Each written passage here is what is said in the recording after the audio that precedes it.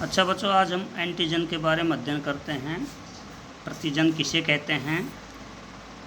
प्रतिजन वह बाहरी रोगाणु अथवा पदार्थ होते हैं, रोगाणु होते हैं जो शरीर में प्रवेश करते हैं।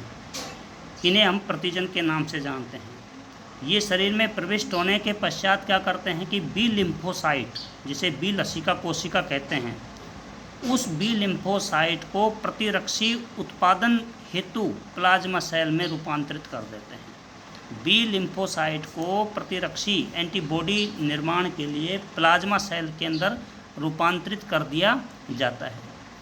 अब जब ये बी लिम्फोसाइट जो हैं, जब प्लाज्मा कोशिका के अंदर इनकी रूपांतरित कर देते हैं तो एंटीबॉडी उत्पादन हेतु इनकी उसको फिर ये प्रेरित करती हैं, ये प्लाज्मा कोशिका।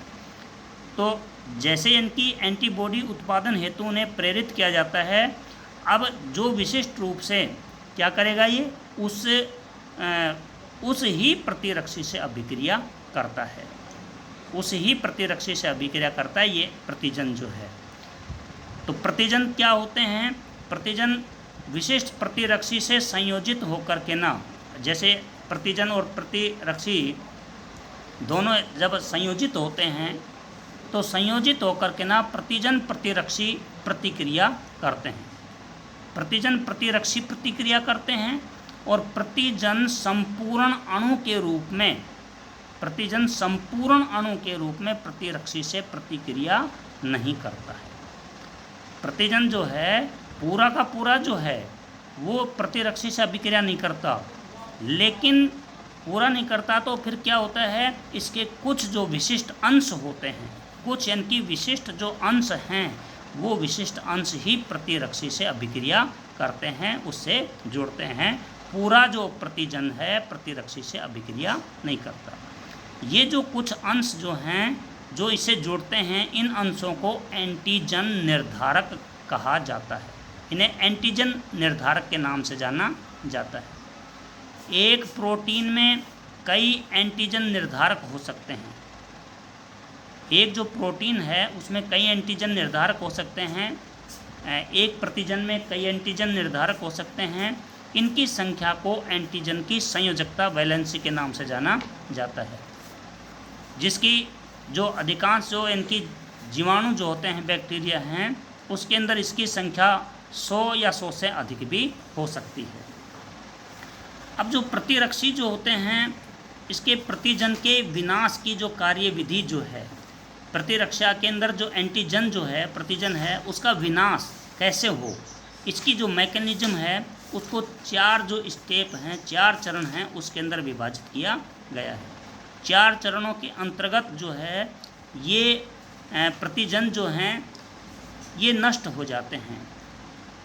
तो विशिष्ट प्रतिरक्षा में प्रतिजन के विनाश की कार्यविधि 4 चरणों के अंदर संपादित होती है। विशिष्ट प्रतिरक्षा के अंदर प्रतिजन के विनाश जो है, प्रतिजन का जो विनाश होता है, उसकी मैकेनिज्म जो है 4 स्टेप के अंदर इनकी पूर्ण होती है। उसमें पहली स्टेप में ये होता है कि अंतर्निहित प्रतिजन, जो रोगाणु जो हैं, प्रतिजन जो हैं अंतर्निहित हैं, और बाह्य प्रतिजन जो हैं, शरीर के अंदर जो इनके रोगाणु अंदर हैं और जो बाहर से जो रोगाणु प्रवेश करते हैं, उन दोनों के अंदर अंतर्निहित प्रतिजन में और बाह्य प्रतिजन के अंदर विभेद करना सबसे पहला काम ये होता है। उसके बाद में नंबर 2 कि जो प्रतिजन बाहर से इनकी प्रवेश करता है, बाह्य प्रतिजन के ऊपर व्याप्त एंटीजन निर्धारकों की संरचना के अनुसार, एंटीजन निर्धारक जो हैं उनकी संरचना के अनुसार बी लिम्फोसाइट द्वारा प्लाज्मा कोशिकाओं का निर्माण किया जाता है। अर्थात जब प्रतिजन जो प्रतिरक्षी जो हैं, तो प्रतिजन जैसे गया शरीर के अंदर, रोगाणु जैसे प्रवेश करता है, तो उसकी जो एंटीजन निर्धारक जो संख्या है, संरचना है, उसके अनुसार बी लिम्फोसाइट सेल क्या करती हैं, उन बी लिम्फोसाइट सेल्स के द्वारा प्लाज्मा कोशिकाओं का निर्माण कर दिया जाता है। प्लाज्मा सेल्स जो हैं वो बन जाती हैं। और प्लाज्मा कोशिकाओं के द्वारा तीसरा है कि जो प्लाज्मा जो कोशिका हैं उनके द्वारा विशिष्ट प्रतिरक्षियों का निर्माण होता है। अब प्लाज्मा सेल किसका निर्माण करती हैं?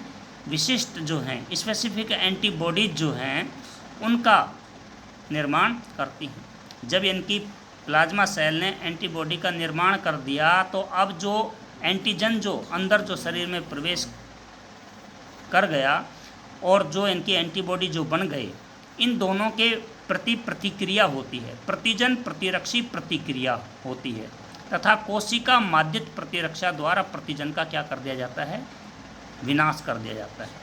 प्रतिजन प्रतिरक्षी दोनों रिएक्शन करते हैं, क्रिया करते हैं। एंटीबॉडी जो है प्रतिरक्षी जो है वो प्रतिजन या रोगाणु को नष्ट कर देते हैं।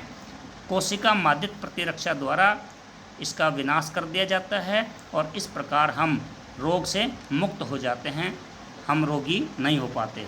इस प्रकार जो प्रतिजन जो हैं अपनी जो क्रिया जो है वो प्रदर्शित करते हैं।